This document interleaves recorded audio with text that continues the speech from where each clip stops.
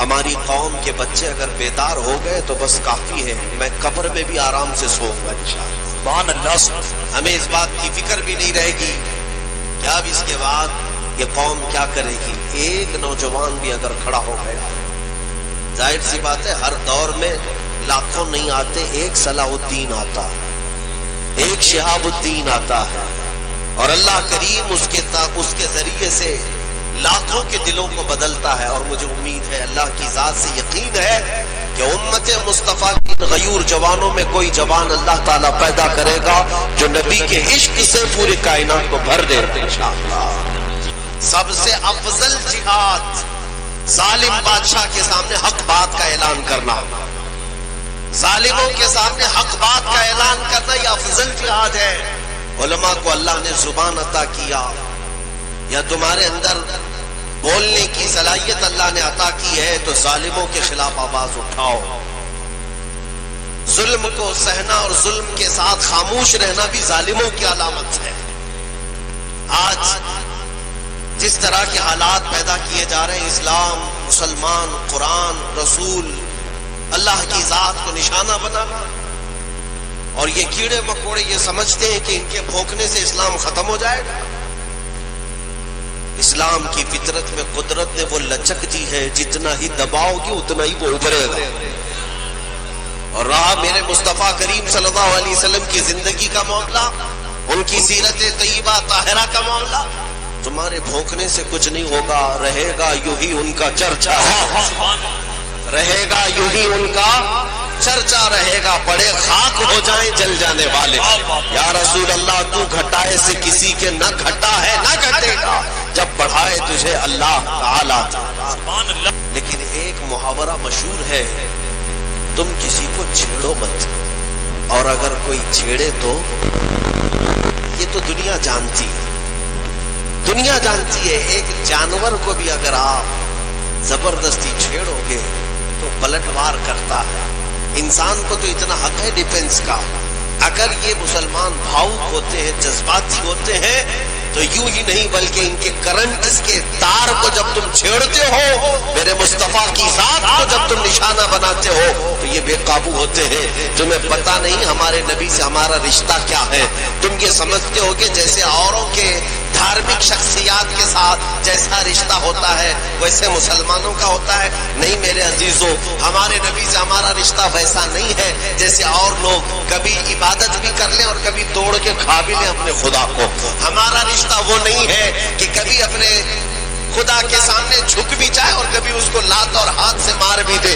نہیں، مسلمان اپنے نبی سے رشتہ جو رکھتا ہے وہ ایسا ہے کہ مصطفیٰ کریم کی بات آئے تو ہاتھ اور پیر نہیں اپنی گردن بھی قربان کرنے کو تیار ہوتا ہے۔ یہ جانیں حضور اکرم صلی اللہ تعالی علیہ وسلم کے نام پر فدا ہوتی ہے اور خوشی خوشی ہوتی ہے، اور یہی۔ لیکن اے دنیا والوں، کان کھول کر سن لو، اب بھی ہمارے پاس نبی پر مر مٹنے کا جذبہ موجود ہے۔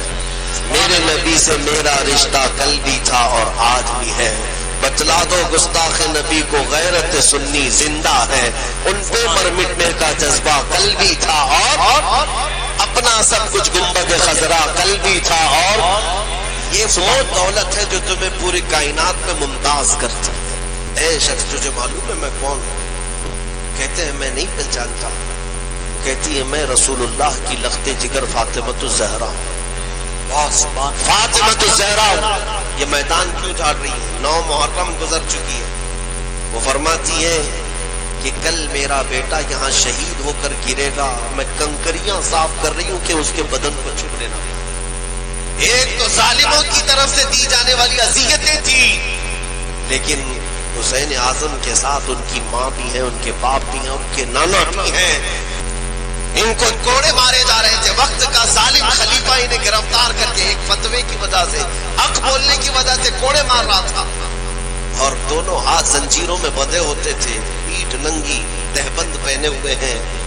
کوڑے مارتے گئے تو تہبند لنگی کھلنے لگ گئی۔ امام احمد بن حنبل کو جو کوڑے پڑ رہے تھے، وہ کوڑا اگر ہم میں سے ایک کو پڑ جائے تو چمڑی نکل جائے گی، اتنے سخت قسم کے وہ کوڑے ہوتے تھے۔ وہ کوڑے کھا رہے تھے لیکن رو نہیں رہے تھے، لیکن جب لنگی تہبند کھلنے لگی تو آپ کے آنسو آ گئے۔ رونے لگے. کہا کیا میں آج بے ستر ہو جاؤں گا؟ کیا میری لنگی کھل جائے گی؟ کیونکہ دونوں ہاتھ زنجیروں سے بندھے ہیں. آپ کی آنکھوں سے آنسو آئے. اچانک ایک عجیب سا ماجرا دیکھنے کو ملا. غیر سے دو ہاتھ پیچھے سے آئے اور احمد بن حنبل کی لنگی کو مضبوطی سے باندھ دیا, تہبند کو باندھ دیا. اور پھر جب کسی دو ہاتھوں نے باندھ دیا تو جو رو رہے تھے وہ مسکرا پڑے. امام احمد بن حنبل ہنسنے لگ گئے اور جلاد سے کہا تو اپنا کام جاری رکھ. جو کوڑے مار رہا تھا وہ اچانک رک گیا اور پوچھا کہ ابھی تو تمہاری تہبند کھل رہی تھی اور تم رو رہے تھے, ابھی یہ کیا بات ہے کہ تمہاری تہبند بھی صحیح ہے اور تم ہنس رہے ہو؟ امام احمد بن حنبل نے کہا مسکرا کر, تم اپنا کام جاری رکھو, جس کے لیے کوڑے کھا رہا تھا وہ آ گئے. یہ بات یاد رکھے میرے عزیزو, مصطفیٰ کریم کی محبت میں اگر تھوڑی مشقت بھی اٹھاؤ گے تو میرے آقا تنہا نہیں چھوڑیں گے, تمہاری عزتوں میں اضافہ ہوگا.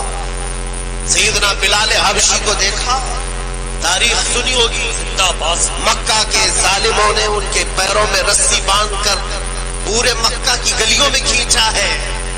ان کی ننگی پیٹھ پر انگارے رکھے جاتے تھے, کوئلے, اور ان کی پیٹھ کی چربی گل جاتی تھی, انگارے بجھتے تو پھر دہکائے جاتے تھے. ان کے سینے پر گرم سل رکھی جاتی, ریت پر سلایا جاتا. کیا کیا نہیں کیا گیا بلال حبشی کو. وہی دھرم پریورتن کروانا تھا, وہی موب لنچنگ جو آج کے کتے کر رہے ہیں, یہ مکہ کے ظالم میں کیا کرتے تھے.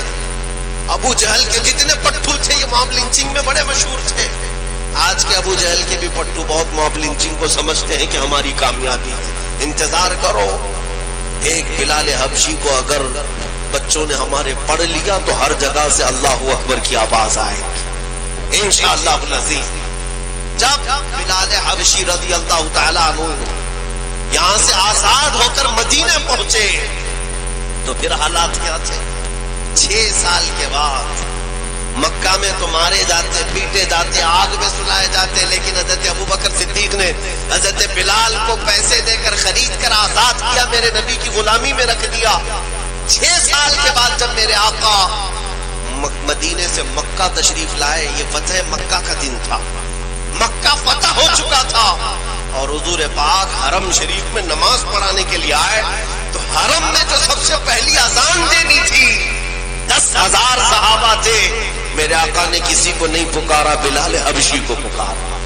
کہا آئین البلال, بلال کہاں ہے؟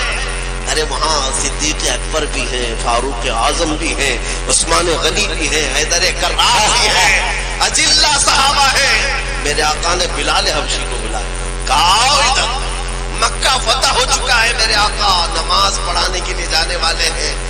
لیکن اذان دینے کے لیے حضرت بلال کو کہا پکار اذان, لیکن کہاں سے؟ تاریخ بتاتی ہے کہ بلال سے کہا گیا کعبے کی چھت پر چڑھ جاؤ.